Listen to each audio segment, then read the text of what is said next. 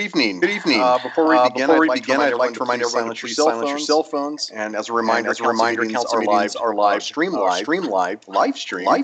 city's YouTube channel. I now call the September 2025 regular council meeting to order. The chair would entertain a motion to excuse Councilor Larson.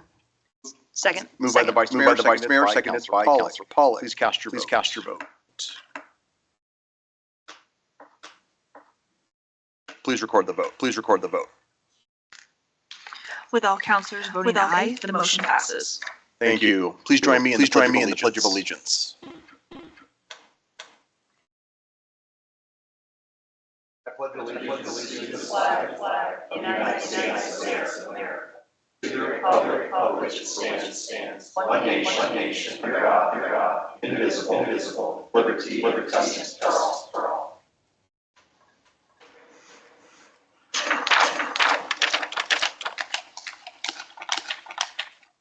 Please read the consent minute approval titles. Approving the minutes of August 19th, 2025, regular meeting, August 19th, 2025, executive session, August 26th, 2025, special meeting, and the August 26th, 2025, executive session. Thank you. The chair entertain a motion to approve the consent minute agenda items just read. So moved. Moved by Councilor Pollack, seconded by Councilor Bond. Any abstentions? Please cast your vote. Please record the vote. With all councilors voting aye, the motion passes. The chair would entertain a motion to approve by minute action the September 16th, 2025 bills and claims as audited by interim City Manager Lopez. No, you're good. Moved by Councilor Bond, seconded by the Vice Mayor. Any abstentions? Please cast your vote. Please record the vote. With all councilors voting aye, the motion passes. Thank you. Now is the time that we invite anyone from the audience who wishes to speak to the council to come forward. This portion of the meeting is dedicated to allow them to discuss matters of interest and to voice any concerns. We do ask that you state your name, direct all questions to the mayor. No personal obscenities or threats will be tolerated. Council will not respond to personnel matters. Those will all be referred to our city manager. Councilors may ask clarifying questions, but if they choose to respond to matters, they will do so following scheduled council response time, following communications from persons present. Presentations are limited to 5 minutes and no time extensions are allowed. Please note that the public hearings have their own ordinances have their own separate comment periods. Hello, Mr. Steensland. Dennis Steensland, Casper. Most small driving force, rather late, as I just wanted to congratulate Lima on her new position. Read her debt resume. Was very impressed. Anyway, I always thought you did well. So anyway, I've been putting it off, but finally got down here to say congratulations. And then I will present one little issue that I've got. We passed the 6 cent. Now I've got my hearing too. We passed the 6 cent issue, and I haven't heard a word about it since collecting it. So my question is, where do we stand on that, and how does it work as far as which program that was voted in gets which money first, and then how does it go down the line? Which issue that passed gets first priority, which gets second? Some kind of an update on how much money is collected each month. Just something to quell my curiosity, I guess. But anyway, that's my other little issue coming down. And my friend Greta from last time I used to say, she says, keep your comments to one issue. So that's my one issue. And thank you very much. Thanks. Any questions for Mr. Steensland? Awesome. Anybody else?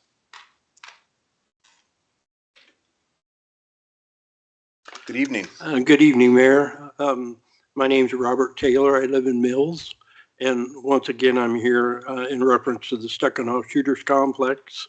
It's a publicly owned facility leased to a nonprofit corporation. Over the past 3 years, the leaseholder generated $116,000 in revenue from private shooting competitions held on public land. This is not a one-time occurrence. It reflects a sustained pattern of private financial gain from a public resource. Substantial private benefit in that the events are organized, managed, and financially controlled by the leaseholder with limited public access and no transparent revenue sharing. Exclusive member privileges, sponsor branding, and competitive entry fees indicate a commercialized operation and not a public recreational service. The pistol range is entirely closed to the public. It's a core facility within the complex that's reserved for members only. When a nonprofit derives substantial private benefit from a public asset, it undermines the public trust, violates the intended purpose of the lease, lack of oversight and transparency. There's no publicly available breakdown of how the $116,000 was spent, reinvested, or allocated for community benefit. The lease lacks enforceable provisions for financial reporting, public engagement, or equity and access. Without oversight, the city risks enabling a private enterprise on public land with little accountability. Equity and access concerns.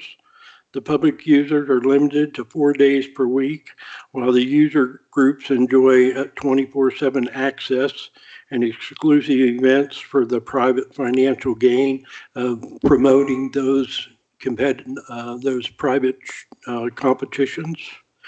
The complete exclusion of the public from the pistol range reinforces a two-tiered system that favors insiders and sponsors over the broader community's public goal. And therefore, I'd like to respectfully urge the council to conduct a lease audit focused on the financial transparency and public benefit. Also require a reporting of revenue and expenditures. Establish a public advisory board to oversee the operations and ensure fair access. And also reevaluate the lease terms to prevent future private enrichment at the public's expense. Thank you. Thank you. Any questions for Mr. Taylor? Okay, yeah, go ahead. We got a question for you, Mr. Taylor. Thank you, Mayor.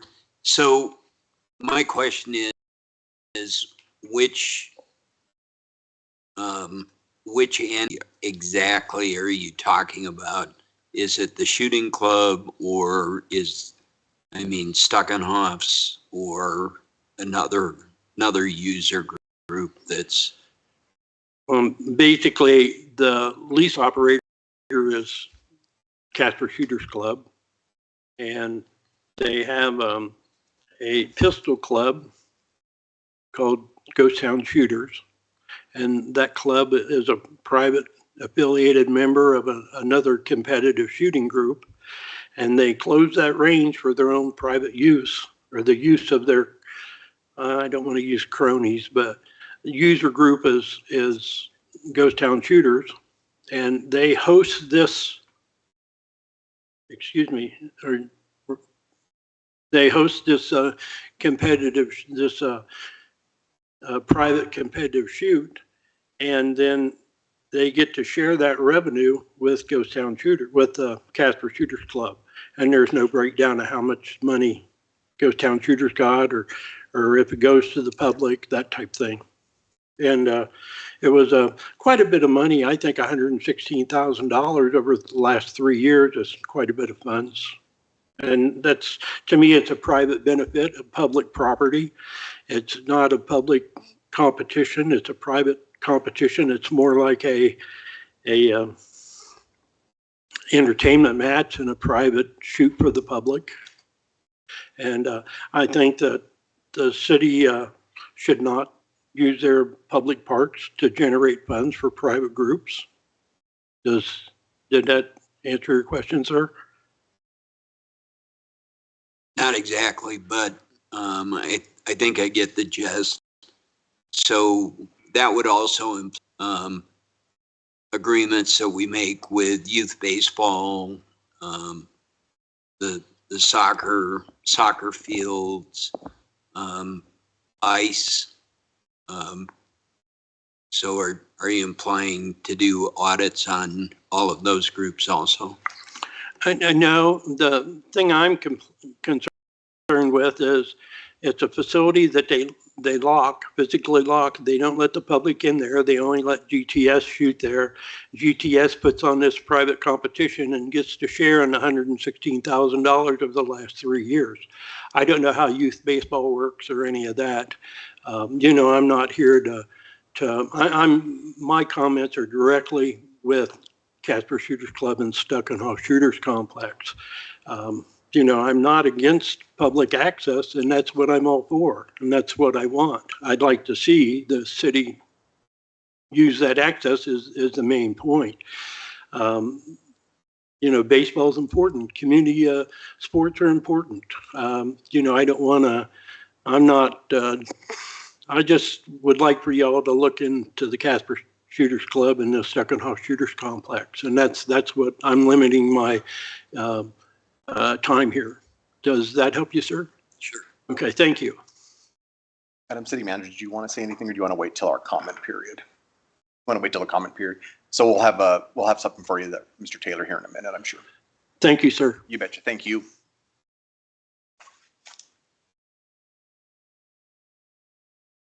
Good evening. Good evening, Mayor. Ross Schriftman. Last week you had your work session and you received a very impressive presentation on the North Platte River Restoration Project. And I learned a lot, and especially the history. And we should all be grateful to all those people over the years that restored the river to where it looked. I saw that picture of the refinery right up against the river. And we have a responsibility to maintain that. And so I very much appreciate that. In my religion of Jew, we're required, commanded to be stewards of the earth and to honor the blessings that we've had. So I plan to help as much as I can. I did contact staff about the upcoming September 27th, and I understand that that's a very specific project, not for the general public, because it sounds pretty intense, but I will do what I can to promote that, because we have a wonderful river in our community with natural areas, and we need to protect it going forward. I noticed that some of the projects are going to be quite expensive, and I know council will look to see what cost-effective ways we can do this so that we can maintain the integrity of the river and its banks and the natural areas around it. One other item I have is you just had your pre-meeting on the issue of bullying and the presentation by Parks and Recs. Bullying is a very important issue, and it's a concern for every community. One thing I noticed in the document, it says something about staring.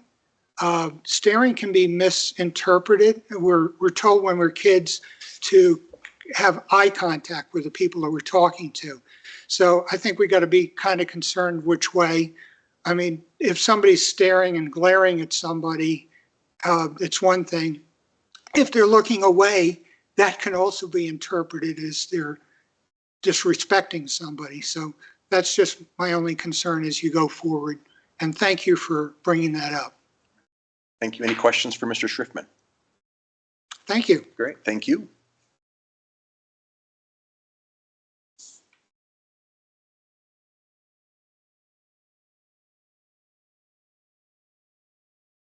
Good evening. Hi, Mr. Mayor. My name is Kevin Eberly. I'd like to make some comments about the Stuck and Off Shooters Complex also.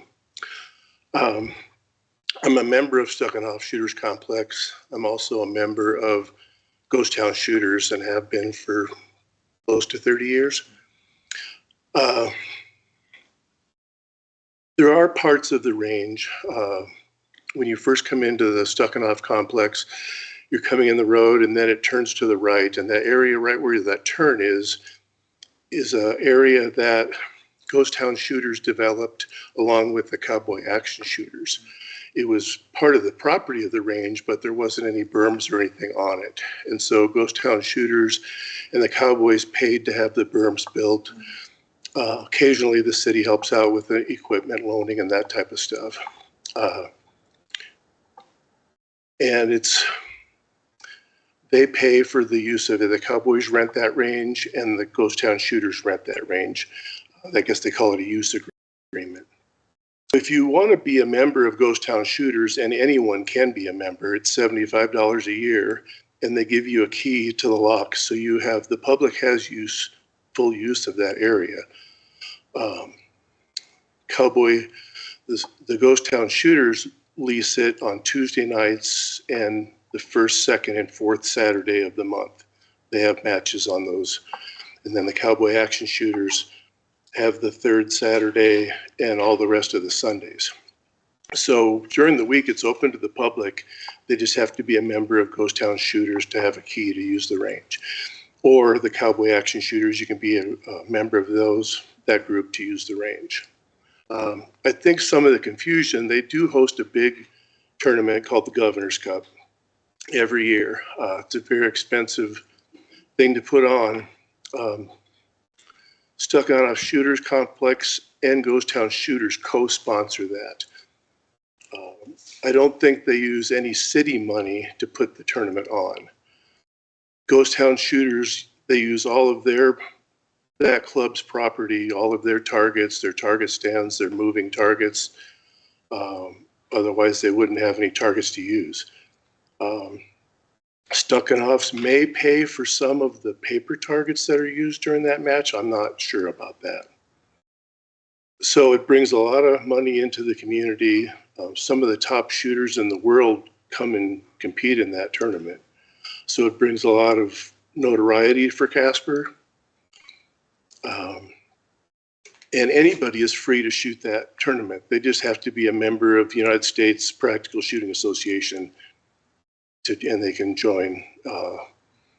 You can sign up for the tournament online months ahead of time. So it's open for anybody that lives in Casper to shoot if they want to.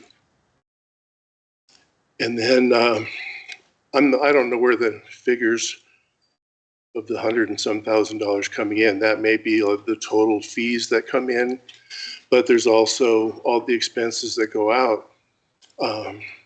They don't pay anybody labor to put the tournament on. Ghost Town Shooters members build all of the courses, and a lot of them are the range officers that supervise the course while competition is going on.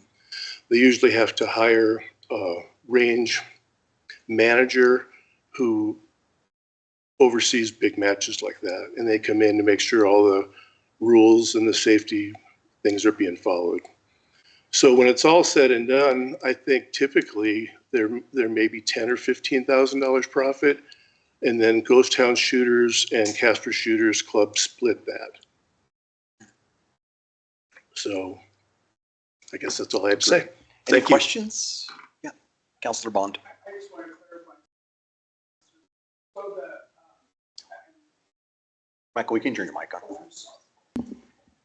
so I think I understand, that there's times for the Casper Shooters Club, times for the Ghost Town Shooters, when they use the range for their events, correct?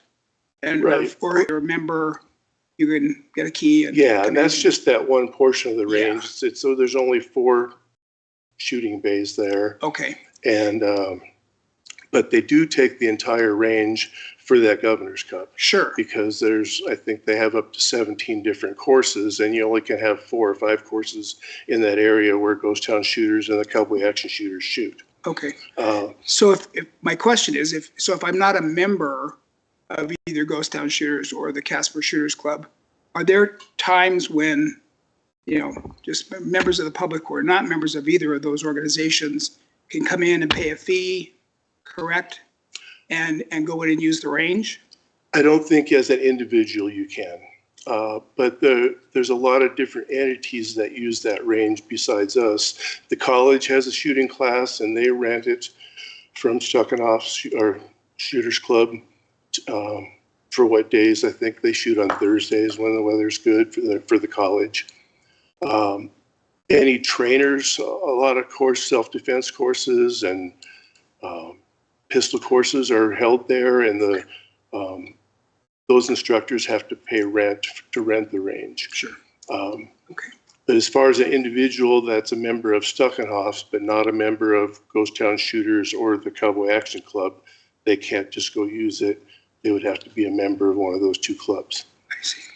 But I think that there's been talk in the past, I wasn't at the meeting, but this issue has come up before where some of the general members of Stuckenoff's think that they should be able to use that range. And I think that they've talked to the city, and this next coming year, anybody will be able to use that part of the range, but they'll still have to pay that membership fee, except they'll be paying it to Stuckenoff's instead of Ghost Town Shooters.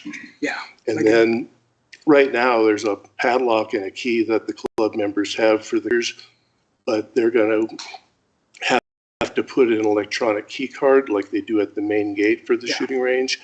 And I think they're going to do the same thing with the long range shooting area, which there's a blue gate you go through to be able to shoot out, I think, past 900 yards now. Okay, thank you. And so there'll just be endorsements on your regular membership that you'll have to pay extra, but you'll only have 1 key card, and it'll work wherever you paid for it to work. Okay, thank you. Because I was thinking, do you have? When we get to comment period, I'll have Ms. Yeah. Lopez say Thank that. you. Yep, absolutely. Okay. Great, thank you, sir. Anybody else? Okay. So now I invite any counselors who wish to briefly respond to any of the matters that were brought up during the public communication. Yeah, go ahead, Counselor. Thank you, Mayor.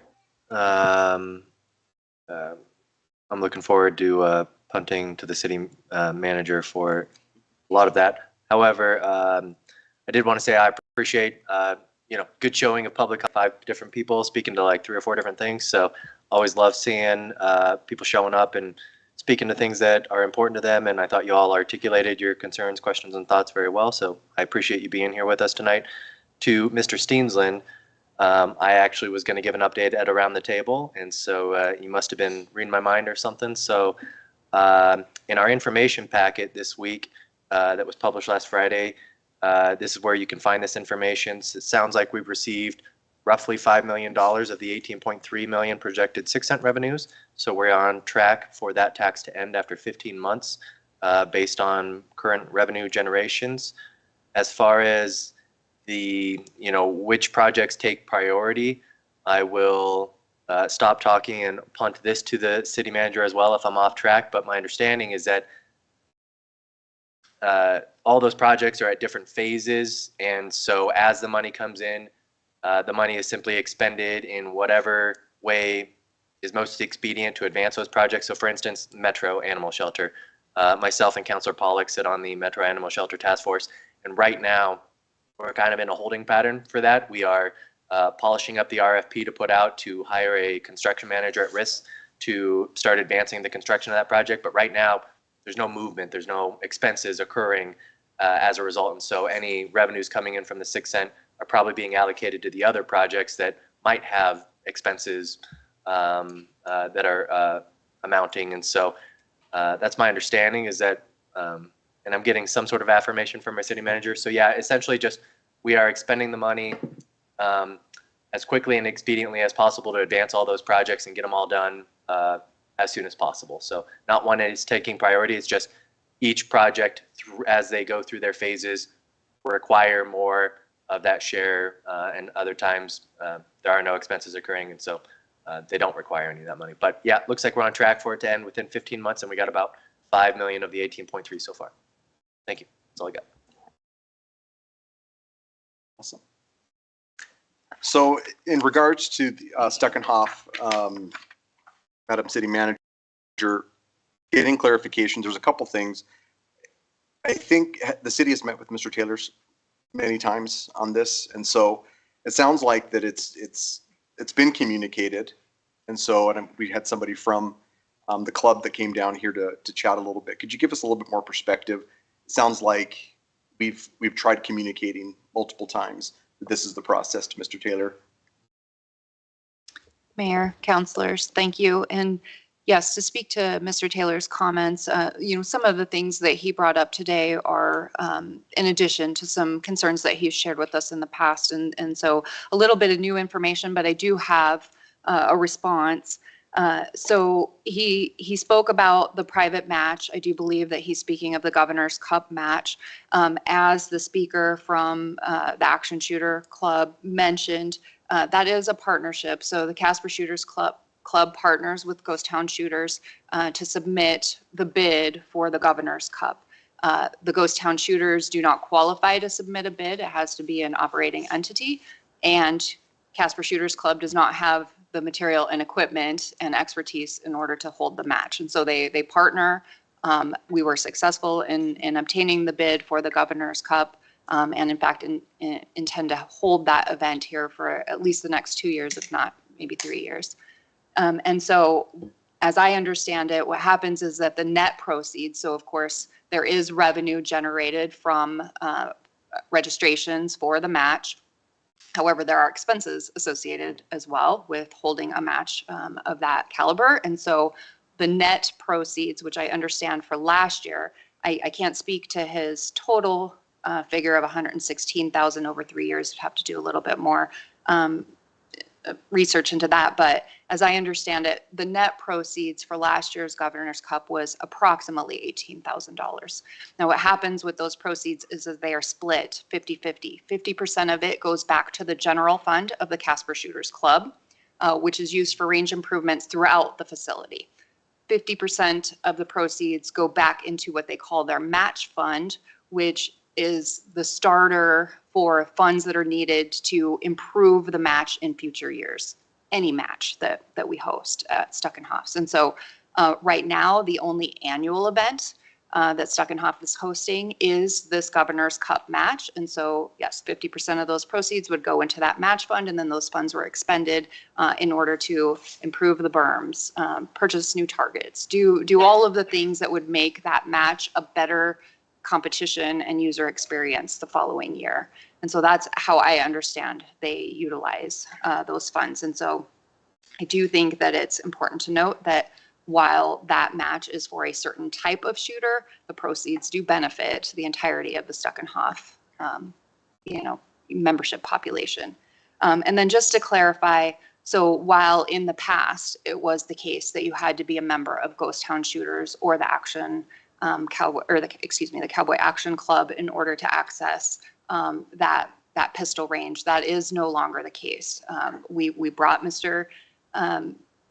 Taylor's concerns to the membership, and they devised a membership through Casper Shooters Club, whereby any of their members could purchase an additional membership to access that part of the facility at any time.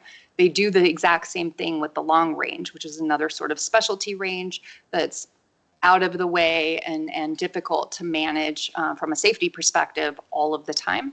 And so those require additional memberships, but any member of Casper Shooters Club can buy the separate membership package and gain access to the pistol ranges. In addition to that, they are working on offering completely open public days next season, where anybody in the community, whether they have a membership or not, can come try pistol shooting at the facility and determine if that is a sport for them. Thank you. Appreciate that. So, Mr. Taylor, it sounds like you've met many times with the city, and we've kind of been able to give some feedback on that, and it may or may not be what you want to hear, but it sounds like from what I'm hearing from around from our city staff that we've worked on it, we're remediating it, we're taking care of those things, we're trying to make extension to give more access to public, and so that's our hope, and so I certainly hope that helps. To that extent that we're moving down that road. To me, I guess for the council too, it sounds like it's understand that they're working towards that, and I'm hoping it's meeting the standard that you're asking for from the city. So thank you, Mr. Taylor. Appreciate it.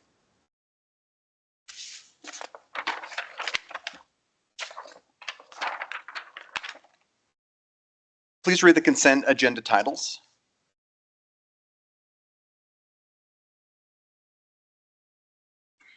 Establish October 7th, 2025 as a public hearing date for consideration of 7A1A Fiscal Year 2026 Budget Amendment 1 and 7A1B New Microbrewery Liquor License Number 13 for Oil City Beer Company, David Street, doing business as Oil City Beer, David Street, located at 225 South David Street, Suite 5. Thank you. The chair would entertain a motion to, by minute action, establish the public hearing dates just read. Moved by the Vice Mayor, seconded by Councilor Jensen. Any abstentions? Yes, I would like to abstain from item 7A1B, please. Any other abstentions? Okay, please cast your vote.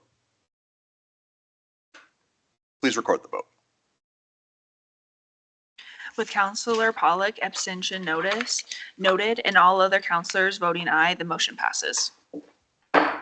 I now declare the public hearing open for the consideration of an ordinance approving a zone change for Lot 1 of the Irma Addition subdivision. Mr. City Attorney, do you have any exhibits? Thank you, Mayor. I do. Exhibit number 1, correspondence from Liz Becker to Zulema Lopez, dated September 12th, 2025. Exhibit number 2, affidavit of publication from the Casper Star Tribune, dated August 25th, 2025. Thank you. Madam City Manager, do you have a report? Thank you, Mayor. So tonight we're asking council's approval for a zone change for the property located at 777 Antler. I believe that there's a map pulled up for your viewing pleasure.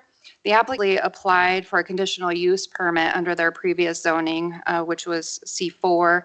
However, that conditional use permit was denied by the Planning and Zoning Commission because of the requested residential use was not allowed. And so the applicant is now requesting a zone change to M2 General Industrial. It's worth noting that the applicants were granted site plan approval for the construction of approximately 7,400 square foot office and warehouse building in March of 24. That building has been constructed.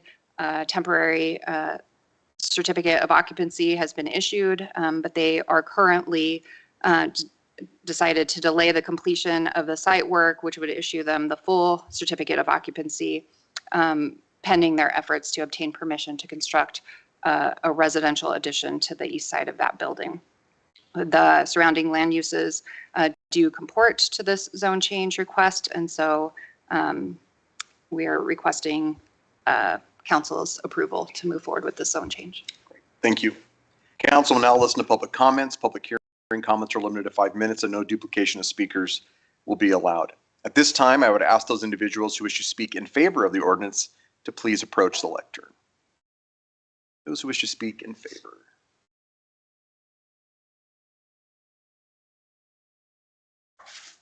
Hello. My name is Kevin Everly. I'd like to speak in favor of it because that building that I'm talking about. So, yeah, everything that you so that it would be helpful. Any questions? Yeah, go ahead, Councilor Sweeney. Thank you, Mayor. So do you intend to add on to that shop to the east, or the residents would be inside the existing building? No, I don't want to give up any of the shop area like any man. So we we do have plans drawn up for an addition onto the east side of the building. That's about 2,500 square feet.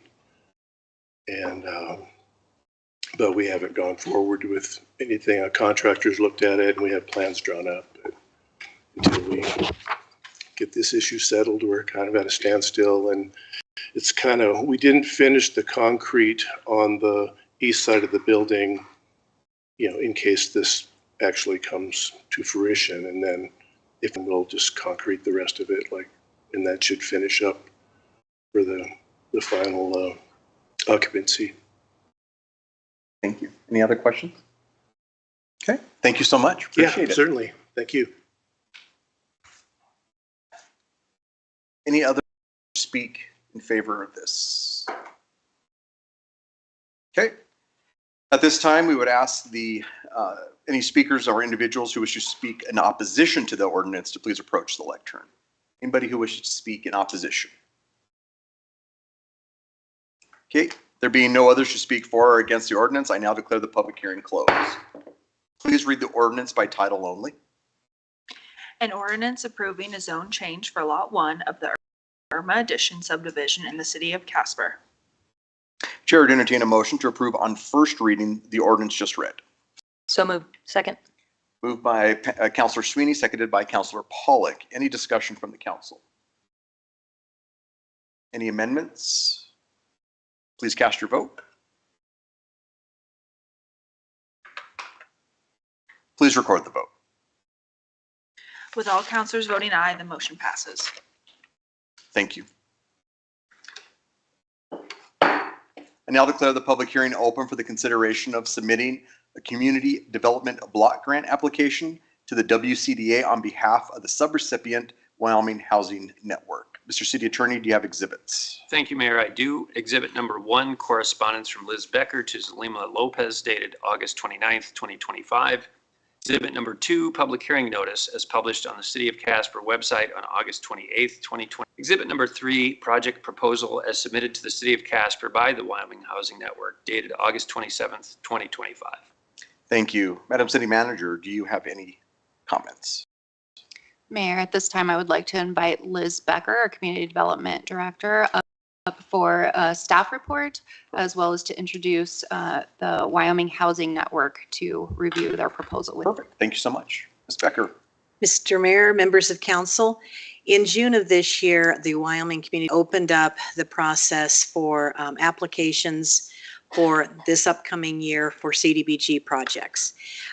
Staff attended a meeting with them to make sure that we were on track with the protocols, the process. We have previously, you as the city have had a couple of projects through this same CDBG program.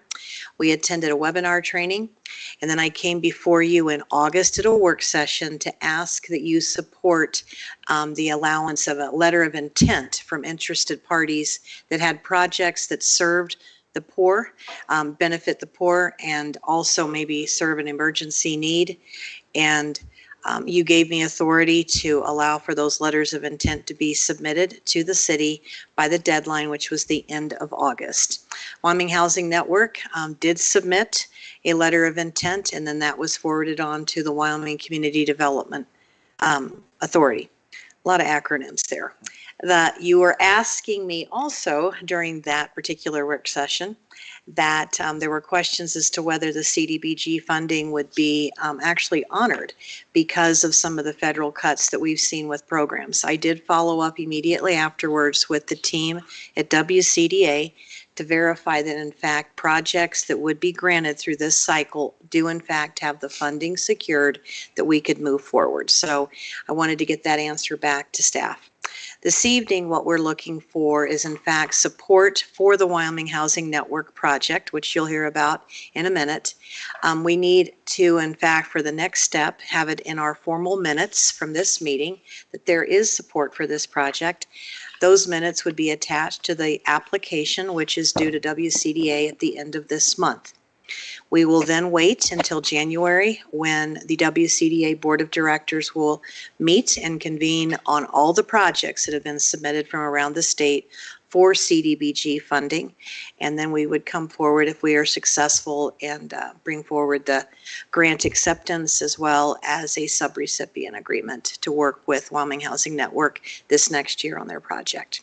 So that's my staff update, and I don't think you're going to have any more questions for me, but without further ado, I think you'd like to hear about the project a little bit more. So I'd like to introduce Melissa Noah, the Executive Director of the Wyoming Housing Network. It's been a pleasure to work with her up to this point, and feel really, really great about this project and the need it will fill in our community, and also meeting our your council goals that, again, we are striving to hit with affordable housing and maintenance and preservation. So Melissa. Melissa Noah, Executive Director for Wyoming Housing Network. Mr. Mayor, members of council, I'm very excited to be here tonight. So thank you, Liz, for the introduction. I do have some information and handouts to share with you. I'll give those a minute. In the left side of the packet that I provided for you is the information that I'm going to cover here in the meeting. Basically, what I'd like to cover with you is just an introduction to who Wyoming Housing Network is, talk to you about the compelling need for the project, describe the project for you, address any risks that we see with the project, and then talk about the community benefit of this CDBG application. So we are asking the city of Casper to be our UDLC for this application. We cannot apply directly for these funds. We must have a municipality sponsor in order to bring our project forward and request the funds. Wyoming Housing Network is a statewide nonprofit. We are a community housing development organization. That is a HUD designation. We serve moderate to low income families. And we do that. Our mission is to provide, to strengthen Wyoming communities by providing quality resources and housing opportunities for people to reach their housing goals. And so we do that two ways, and I'll cover some of these. One is that we are a nonprofit developer. So we develop and have an extensive portfolio of low-income multifamily apartments in the state. And then we provide high-quality housing counseling. We are the only HUD-certified housing counseling agency in the state. It's a great mission. I get pretty excited about it. So our track record here, I just want to cover, we do own and operate 481 housing units across the state. 187 units are here in Casper. So we own Spring Hill Apartments, and we also own Juniper Ridge, which is the project I'm here to discuss with you. We are a longstanding partner of WCDA as the only HUD-certified housing counseling agency. We work with 10 partners right now in Natrona County, providing financial education, rental and eviction prevention counseling, and Wyoming, we work with the Community Action Partnership and Natrona Collective Health Trust as well in development projects and meeting the needs of our most vulnerable and low-income members of our community. In your packet on the left-hand side, you will see 2 letters of recommendation that we've received, one from Casper Housing Authority and one from Natrona Collective Health Trust in support of this project. So I hope we have time for you to read that today. Spring Hill Apartments is an extensive rehabilitation that we've done in actually 4 years. It took 2 funding sources, home funds and National Housing Trust Fund. And then it was a 50-year-old property. We did a rehabilitation of inside and outside, new steel stairs, foundation work. We added 7 additional ADA units. I bring that project up because it was an extensive project that had to meet federal funds, which is very federal requirements, very similar to the CDBG application. We have that experience. That was a 4-year project. Our t-shirts at the end actually said, "We survived Spring Hill Rehab." So we are fully versed in the amount of work it takes to complete rehabilitation work and meet federal compliance. As we continue through this document, the request that we have is that Juniper Ridge was built in 2013, and the EFIS, or the stucco on the outside, is a system-wide failure. The winters here are very extreme and they've taken their toll on it. This is not an expense that was ever anticipated in the development of the project, and it is more than the property can afford on its own to be able to do this repair of those 3 buildings. I have pictures in here that show you some of the damage. This is actually from a WCDA report. We are audited and inspected by WCDA every year, and they have us on a watch list now because the EFIS failure is becoming so significant. The scope of the work is to repair the siding on the outside. We did look at replacing it, and that was $2.4 million with siding instead of redoing the EFIS stucco work. The EFIS is approximately $1 million to $1.2 million, plus some money for remediation of those. Our risks here are mud swallows. I have an environmental science bachelor's degree, so we do have a mitigation plan in place to reduce that risk of that interrupting their nesting season, interrupting the construction. Just the timing of the award if we were to get it, and the stringent requirements of the CDBG. We have extra capacity in-house. We are hiring a construction project manager, grant assistance to manage the grant.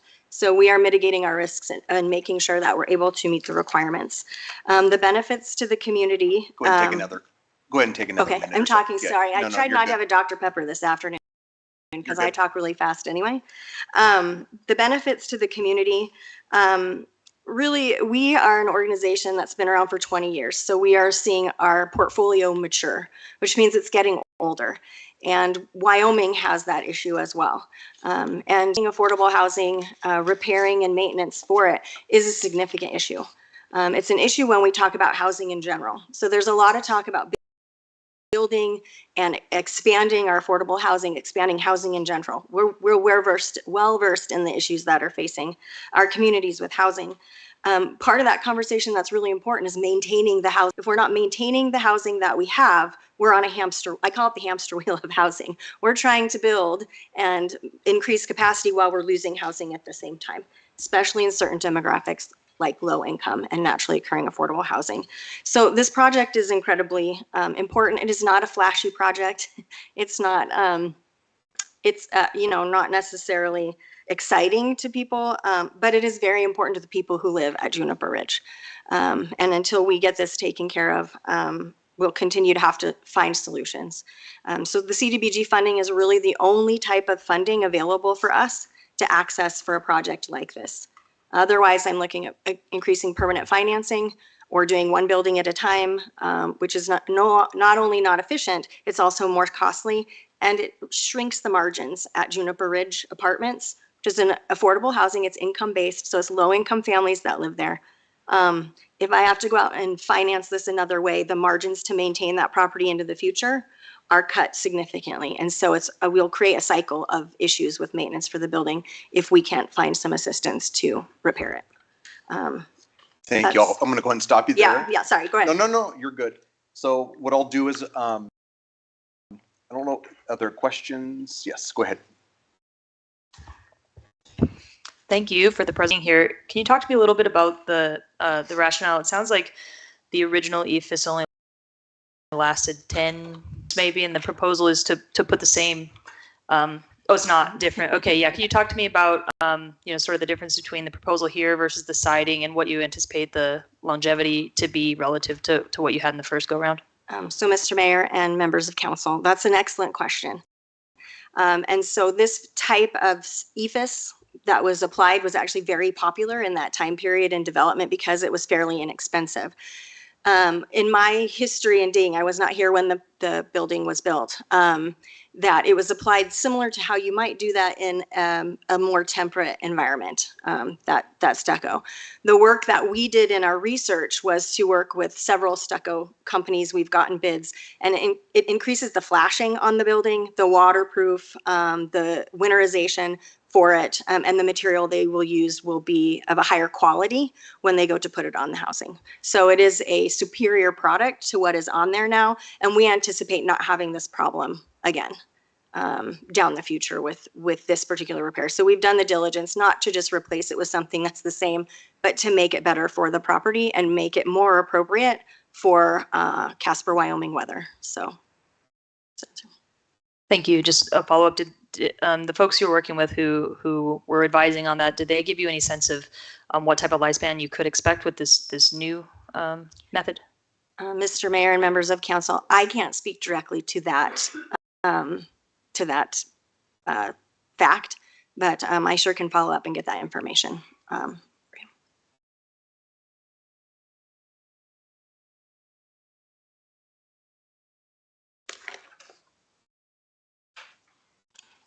Thank you, Liz.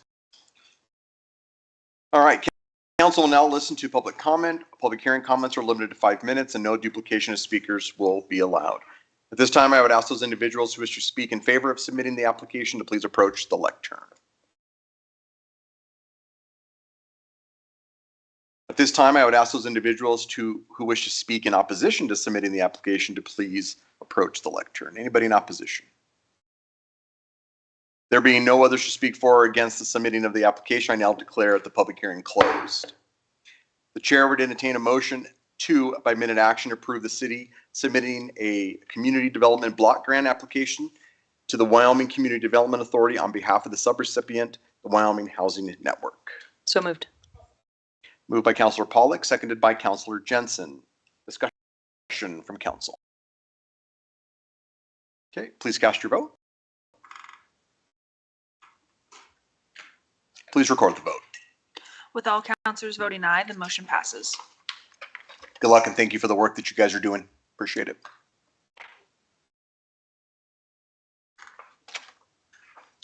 Council will now consider consent resolutions.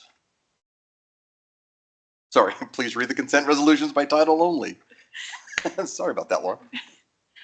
9A1, authorizing a transportation service contract for transit services for the City of Mills, a Wyoming municipality for fiscal year 2026. 9A2, authorizing a transportation service contract for transit services for the town of Evansville, a Wyoming municipality for fiscal year 2026.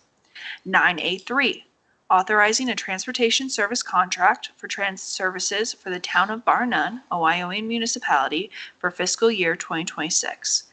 9A4, authorizing a contract for transportation services with Natrona County for fiscal year 2026. 9A5, adopting and establishing new bus fares for the City of Casper Transit System, which provides transit services for the City of Casper, City of Mills, Town of Bar None, Town of Evansville, Wyoming, and parts of Natrona County, Wyoming. 9A6, approving and adopting the Long-Range Transportation Plan Navigating 2055 for the Casper metropolitan area. 9A7, rescinding and replacing Resolution Number 2503, providing for the naming of legal depositories and investment firms for 2025. 9A8, authorizing submission of a federal mineral royalty capital construction account grant application to the State Land and Investment Board on behalf of the governing body for the city fiscal year 26 priority water main replacement for the purpose of replacing approximately 4,300 feet of water main that is at the end of its serviceable life.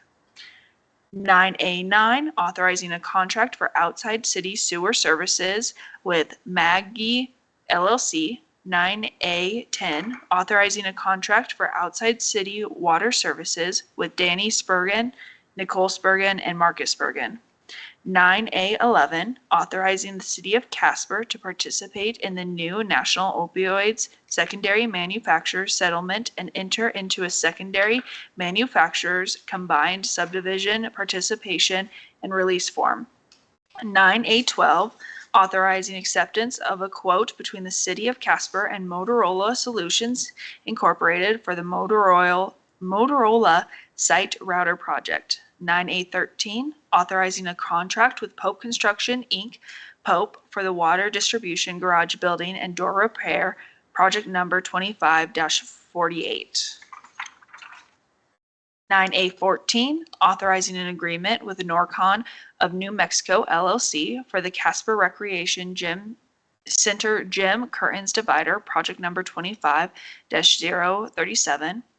9A15, authorizing change order number 2 to the agreement with Installations and Service Company, Inc. for the East 21st Street improvements, Kingsbury Drive to Walsh Drive, project number 21-73. 9A16, authorizing amendment number 1 to the contract for professional services between the City of Casper and Stantec Consulting Services, Inc. Thank you. Chair to entertain a motion to adopt the consent agenda items just read.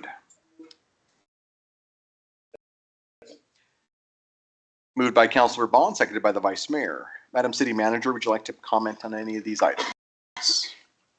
No comments on these.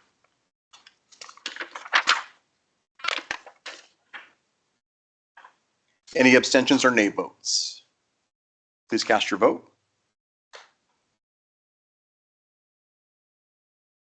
Please record the vote. With all councilors voting aye, the motion passes. Council will now discuss the resolution regarding wastewater treatment plant master plan and improvements. Because this is not on the consent agenda, it will be open for discussion by the council. Please read the resolution by title only. Authorizing a contract for professional services with HDR Engineering Incorporated for planning and engineering services for the WWTP Facilities Master Plan and Improvements, project number 24-74. Chair to entertain a motion to approve the resolution just read. Moved by Councilor Sweeney, seconded by Councilor Haskins. Madam City Manager, do you have a report on this? Yes, Mayor, thank you. So I'm going to ask you all to remember way back to the end of January of this year in 2025, when we first came to you with a request for a wastewater treatment plant facilities study. At that time, the study was estimated to cost about $400,000, and council approved for us to move forward. The professional services agreement with HDR on the agenda tonight includes both the wastewater treatment plant, analysis and master plan. So the work includes a thorough site assessment, performance review, analysis of alternatives for improvements, and a conceptual design for those improvements at the wastewater treatment plant. The fee for this work is $398,605, so right under that $400,000 we estimated back in January. The project, however, also includes design services, bidding services, and services during construction for a complete rehabilitation of the headworks facility at the wastewater treatment plant. It is our intention to hire a construction manager at risk for this work. So the work includes new screw pumps, evaluation and replacement of all of the HVAC, electrical piping, slide gates, etc. And so the project includes SCADA system improvements to allow for the unabated monitoring and operation of the headworks building. So the fee for this additional scope that was not discussed with you back in January is $481,025, which brings the total fee agreement to $879,630, which is what we are asking you to approve tonight. Thank you. So now I'll open up for discussion for council or questions for staff. So, yep, Councilor Sweeney.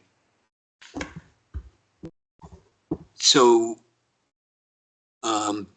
that helps to clarify the differences in going through that on the basically the consulting part and the master plan part.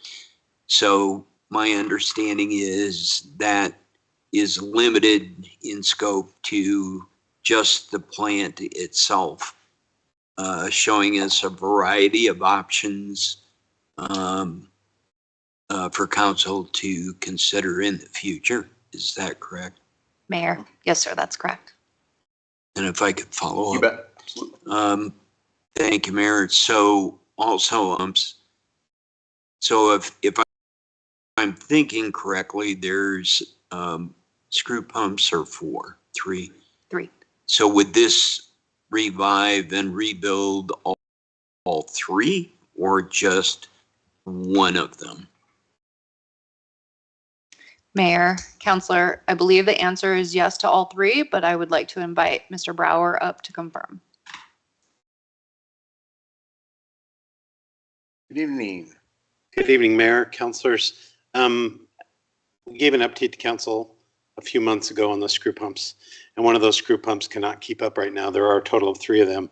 And this project, basically, again, it's the whole scope of engineering services, from design through bidding and construction administration services, to completely replace all three of those screw pumps. At the same time we're doing that, we wanted to take care of all of the aging infrastructure as part of the headworks. So that includes slide gates, HVAC equipment, electrical equipment, and all that stuff. So again, estimated to be roughly a $15 million project. That's a project that you guys have approved state revolving loan fund loan for that project. And so again, it's a fairly substantial project, and this, a good portion of this contract are for the engineering services associated with that $15 million. Thank you. Mayor, if I could follow up. So, thank you for that, Tom. So this is just for the design on the screw pumps and in the head water system, not necessarily the replacement. That's the 15 million. Mayor, Councilor, that is correct. It's important to keep in mind that, again, there's in generally kind of three phases associated with that engineering. We have the design of the project, we have the bidding of the project, and then we have the construction administration services, where they're overseeing, reviewing submittals, checking on the project, making sure it's going along with schedule, approving pay requests, and that fee of that $481,025 includes that whole myriad of engineering services. It's not just for design, bidding, and engineering services during construction. Thank you. Any other questions while we have Tom up here? Okay. Thanks, Tom. Appreciate it. Any further discussion? Mayor, if I could, so this was complex enough in my pea brain that in enough a dollar amount that I felt that it warranted a little more discussion, not only for my purposes, but the public, to know a little bit more, that we're just not going willy-nilly about, spending almost $900,000 on stuff. So, but that was purpose, and I appreciate the explanation.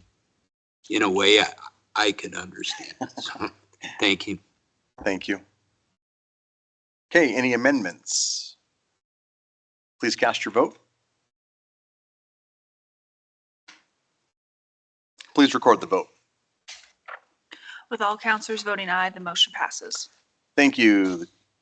Please read the consent minute action title.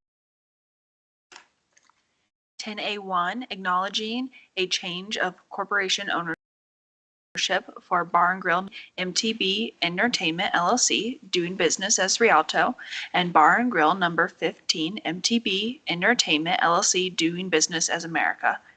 10A2, accepting a high bid for Track G of the Mesa del Sol edition. 10A3, authorizing the purchase of one new 1-ton pickup with platform bed for use by Hogan Basin ski area of the Parks, Recreation, and Public Facilities Department. 10A4, authorizing the purchase of one new 1-ton pickup with utility body for use by the Parks Division of the Parks, Recreation, and Public Facilities Department. 10A5, authorizing the purchase of one new 9-foot dump body for the use of the Weed and Pest Division of the Parks, Recreation, and Public Facilities Department.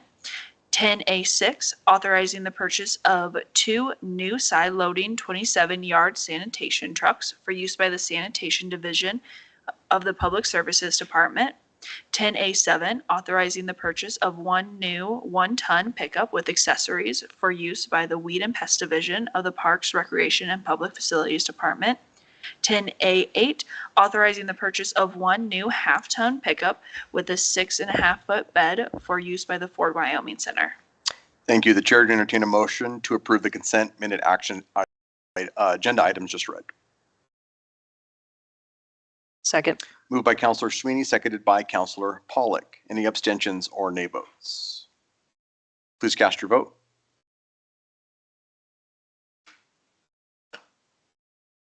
Please record the vote.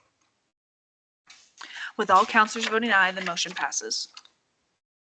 Now is the time that we ask our city councilors to bring forward any relevant concerns or items of interest. We'll start over with Councilor Jensen.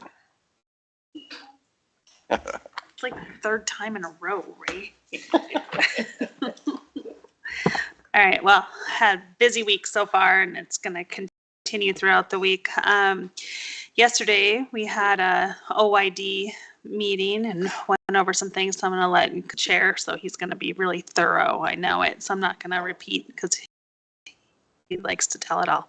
CNFR meeting also yesterday, and we did really well as far as numbers for that event.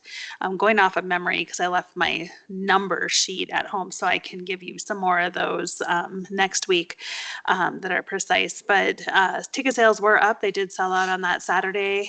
I want to say, gosh, I'd be guessing if I said, but let's see, Tuesday and Thursdays, they said were their really busy days, other than the selling out on Saturday for the finals. So sounded like everything went good on all other ends, and the sports ranch did good too with their mercantile that was going on. So just really great turnout, and everybody was happy and in good spirits yesterday. So the minutes did not come in yet, so I wasn't even able to check those for those numbers. I apologize.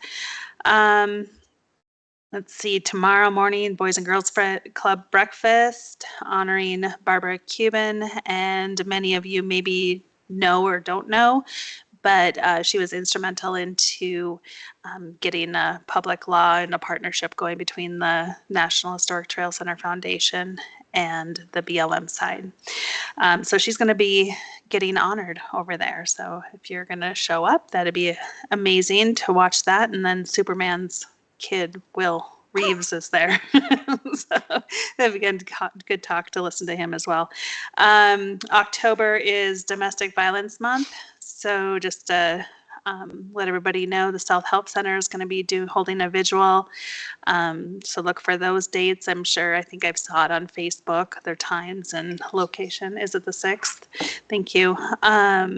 Also, every Thursday in October is Wear Purple Month in honor of domestic violence, and just bringing light to that. Let's see, Thursday, I got a Platte River Revival Advisory Committee meeting. So in lieu of what we just saw, that presentation, it'll be more, we'll get to look at the 30% conception plan that they have going on. So we'll get a detailed run through of that project. So that's it. And then Friday, yay. I don't have anything, so that's good. Awesome. Otherwise, yeah. Thank you. Yep. Councilor Bond. Thank you. Thank you, Mayor. Just a couple of things I did hear. I did have another mention, heard another mention at an unrelated meeting I was at about the idea of the city newsletter, and it kind of really in conjunction with the website. And actually, Councilor Pollack pointed this out, that the new website revision would lend itself really nicely to kind of morphing into with the updates and so forth that happen that are automated as a part of that system. That might be a nice basis for a newsletter. So I appreciated her perspective on that. That was good.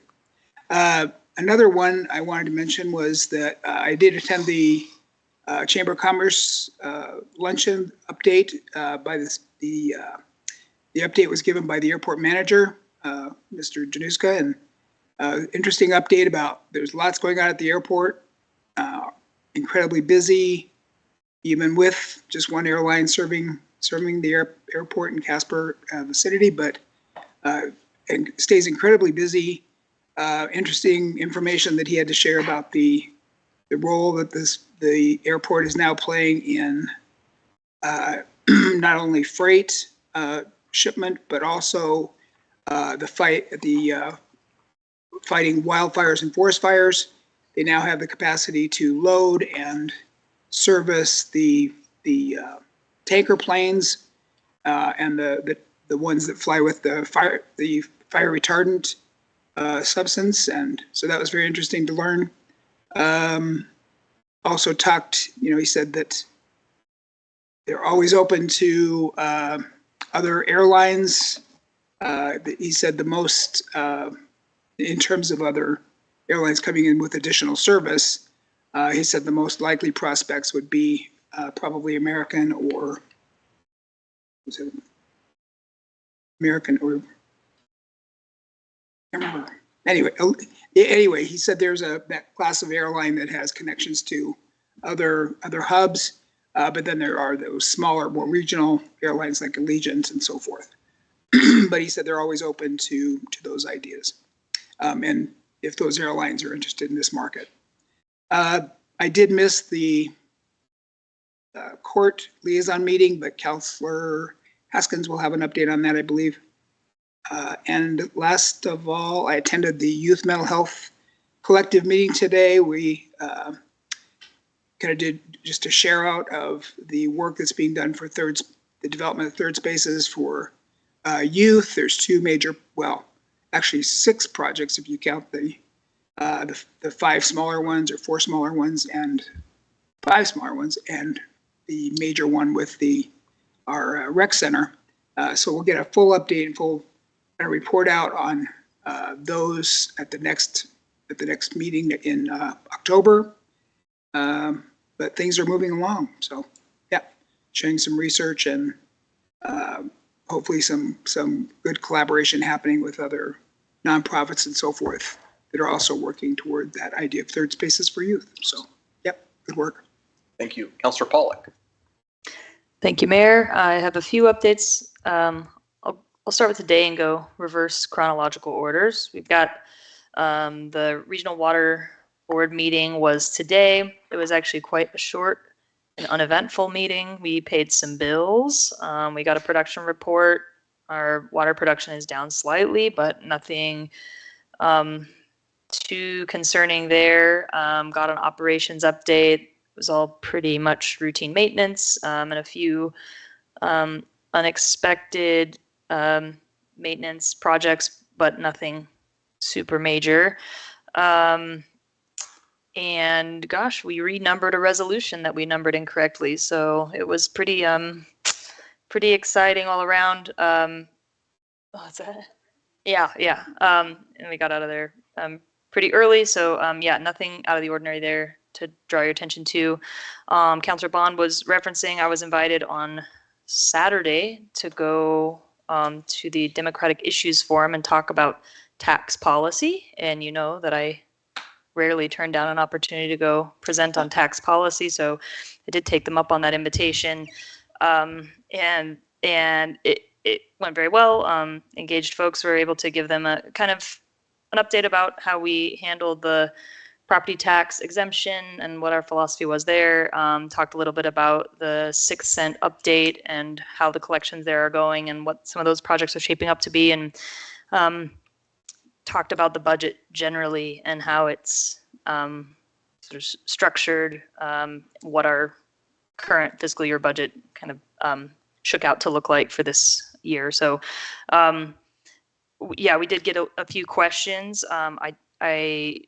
Somebody from another community said that they received a monthly newsletter that they found very helpful to stay kind of in the loop about what was happening. And I've seen a few communities that do like a mayor's letter or message or something like that. So I think it's a good idea and something that might be worth pursuing if we've got the sort of platform to do it on. I know that can be kind of logistically cumbersome, so it'd be interesting to explore. And then that individual, I asked that person to go sign up for the e-notifications on the website.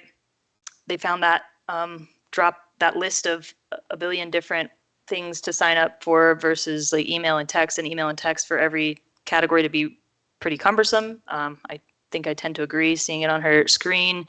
My thought was, can we just say preferred communication method, either email or text once, and then all the things that you can either opt into or opt out in, rather than asking preference of method for every type of communication or type of subject matter that we might want to talk to somebody about. So I know that we got that presentation about the new website not too long ago, provided a little bit of feedback, I think, hoping to expand those options.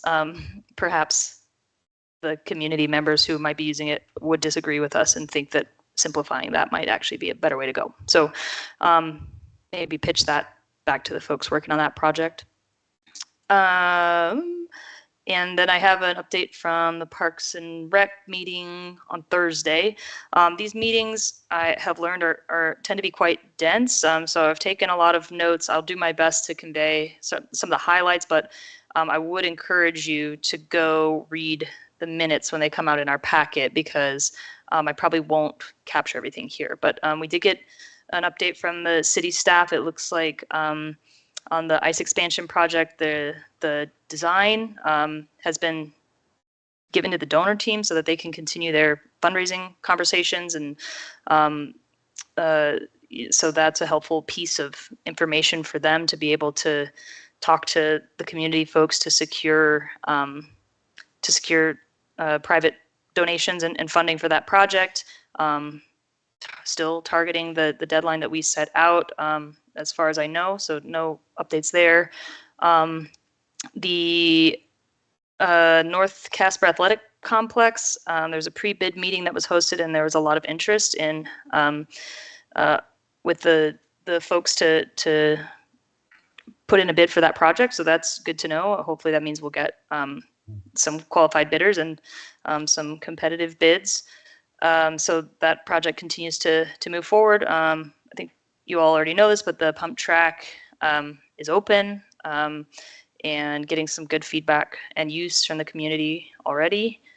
The Platte River Commons, you may recall some time ago there was a collaboration with maybe 6 entities, 7. It's quite a long list of collaborators to put together a master plan for the Platte River Commons.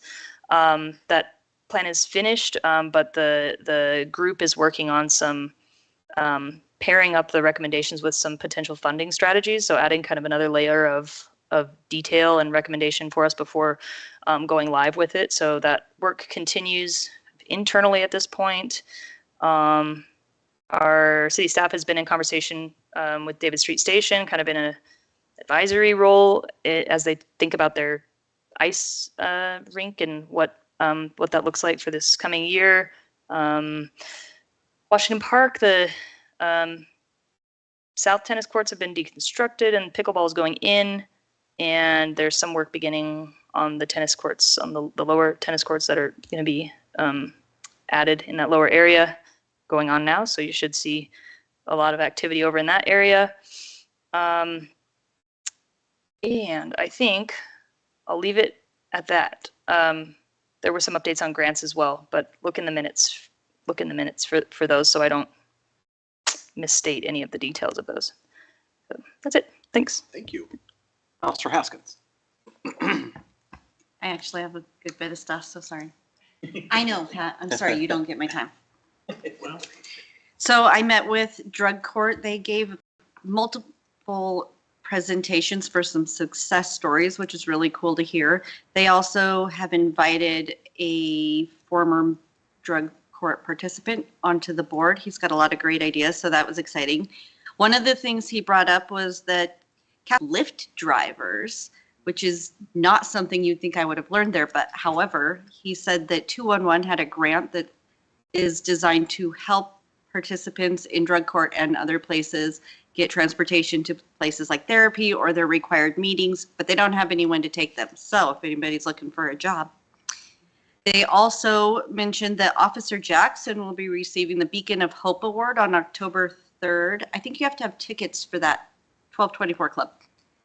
But they asked that we at least somebody try to make it if we can, just because it's a big deal, very big deal for him.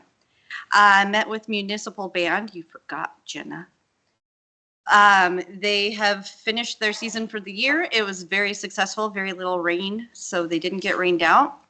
They also mentioned that they're terrified that since you're the interim city manager now that you're going to forget they want to be involved in the design input of the band shell. So I promised them that you would not forget them. I met with the judges from municipal court. They will be meeting with us again in November to present. No concerns. One of our judges has agreed to go get some schooling additional help. She sounds super excited because it's apparently going to be very demanding. Terrible sales pitch for a school. And the opioid settlement committee had to reschedule, so we'll meet later next week on that one. Okay, it wasn't that long. That's all I got. Okay, thank you. See, I made it quick, Pat. Yeah. Councilor I will. Sweeney. Thank you, Mayor. So last Tuesday, downtown Casper Business Association met, and families out there that might be listening, the trick or treat will be on October 25th downtown from 10 to 2 or 10 to noon. And then Small Business Saturday, November 29th. And remember to shop locally versus all the online. Our brick and mortars are very important to us. Chocolate Walk is December 4th, and I'll leave it at that on that. The same day I had a Meals on Wheels board meeting, and just wanted to remind folks they're having a dollhouse extravaganza in, of course, this flyer.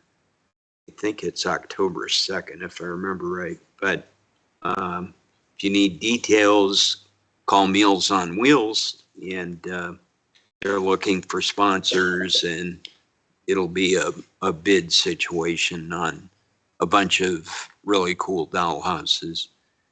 I also attended the Chamber of Commerce lunch, and it's important to note we do now have a full-time customs agent. Fortunately, Dale Latham, who was tremendous,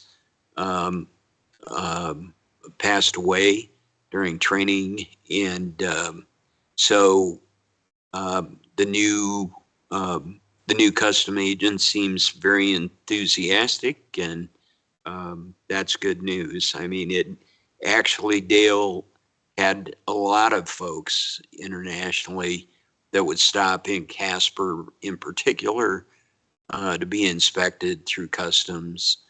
Paul McCarthy, and different stars, military planes out of Canada in particular would utilize our airport for a variety of reasons, but a lot because of Dale. So I'm hoping that the new agent will continue some of those traditions. And also it's important because we're the only international airport with customs inspections, which means some of the tax benefits for shipping and receiving, which could be very important with some of the possible technologies looking to move in here if the communities will have them on the micro nuclear reactors. Also on last Wednesday was my Amoco reuse Joint Powers Board meeting, and so the slurry wall hopefully will be finished up yet this fall. You'll see them digging currently along Poplar, and with that, I also saw just a few layouts of the Amoco or the Commons layout. They're partnering with somebody that BP has for additional thought processes with remediation with those acreage too, and I can't remember their name, but they also look like they've got some great plans for over there too that will dovetail, I think, nicely.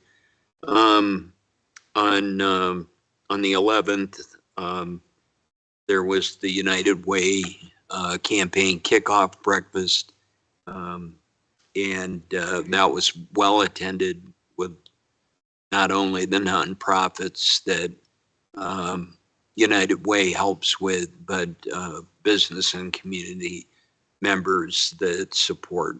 From there, I went up to the 9/11 stair climb. That was enough for me just walking in the door, but I didn't climb any stairs. But what a great turnout they had. Saw the chief up there, a lot of our police officers, a lot of fire departments participated from the county. In our fire department in particular, our fire chief was there participating, and I missed the ceremony at 6:45 because I was at the United Way thing, but looked like that all went really well, and I hope it's a great tradition we should continue to remember. And then on the 12th, I attended Mills Senior Center, the senior not district, but senior center was doing outreach the week before to Evansville, and then this past Friday was Mills, very well attended, and trying to beef up attendance both in Mills and Evansville. Last night I had fair board meeting, and again, we had a very good fair, and rodeo overall was up 4%. And again, thanks to Casper Police Department partnering with the Sheriff's Department. I think it made a safer event, safer community with that partnership. And today, regional water that Councilor Pollack reported on, the only other takeaway was due to the tax cuts, they were able to pinpoint the lack of watering between our parks, and I don't know if the school district was included in that 10 million gallons. Maybe Amber remembers, but I think it was just parks was 10 million. Yeah. So that even though some parks were browning up, obviously they'll make a comeback the last couple of days. Thank you for the rain. But I think that was a good way to do the property tax cuts, and in being respectful of the users. And I think that was it. So, thank you. Sorry. Councilor Gamrot, can you give me 1 second? I think Councilor Pollack wanted to add something real quick. Well, yeah, because Pat made me feel like I didn't do anything at all this week. I forgot I made it up to Hogadon on Sunday for the Great Mountain Mingle, the second installment of that. I just wanted to shout out what a cool event that was. There was music, they had the grill out, food was great. They had a beer tasting, so I was able to taste beer for the first time ever. It was awesome. It was really fun. It sounded like Jake was up there, and it sounded like they had an increase in attendance from the week prior. So yeah, we took our dog. It was just a great way to enjoy the mountain and get outside while the weather is still pretty good. Did get a little blustery up there, but not too bad. And yeah, it was awesome. So I hope that that's something that look to continue. So I think once it catches on, it could be a real thing. So that's all. Thank you. Councilor Gamroth. Thank you, Mayor. Had a Downtown Development Authority board meeting last Wednesday. We welcome Megan Bratton from the Natrona County Library to our board. We just recently appointed her, so should be no surprise. We discussed potentially changing our meeting day due to multiple conflicts with other boards and the Chamber of Commerce's luncheon series. I always do end up missing our DDA board meetings anytime they do a pre or post-ledge luncheon, and I didn't make it to this most recent one, but it also fell on the same exact day. So looking at it, maybe changing our meeting date. We're still in the process of revising our website and reestablishing the brand. We discussed holiday banners on light poles during the holiday shopping season, as far as how many, what the cost would be. We talked about the history of the public bathroom at the parking garage. If you're curious, it was built 11 years ago for a cost of $480,000, about half of which was paid for by a state grant.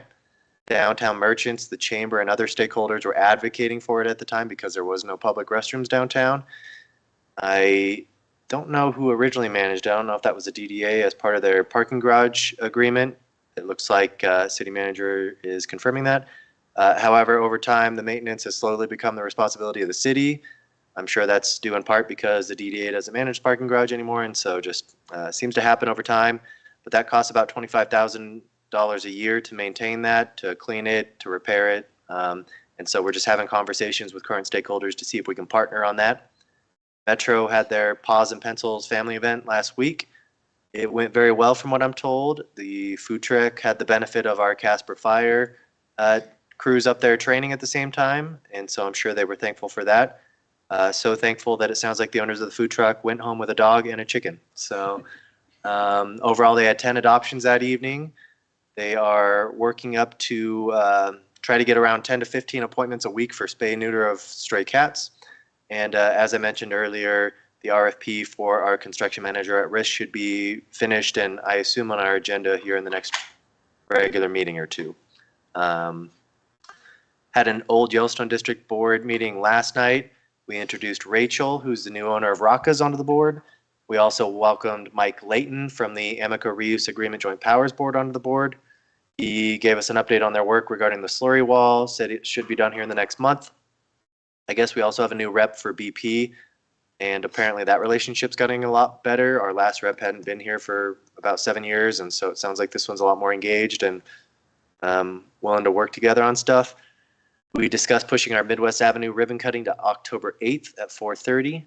The focal point, in my opinion at least, of the meeting was we had a discussion about potential addition of traffic mitigation measures at the Ash and Midwest intersection. All of the people in that area are reporting dangerous driving habits. So we talked about the merits of speed bumps, rumble strips, potentially a street light to help control that. It sounds like Liz, our community development director, was going to connect with Captain Dabney and kind of vet some of those suggestions. But they all had really strong feelings on this. Apparently it's something that's become quite the issue down there, and they think it's just a matter of time before we have a pedestrian strike at that intersection. Apparently the issue is people burning out at the intersection, speeding, going very quickly, especially on the weekend evenings. Second Street becomes, people that have nice fast cars like to show them off on Second Street, and so Ash and Midwest is kind of part of the loop for them to go one way down to Second Street, loop around, go back down. So I guess my recommendation to folks is please don't burn out there and please don't drive really fast. It's a lot of pedestrians in that area, and nobody cares what your car looks or sounds like. So just throwing that out there. Nobody cares, but nobody cares.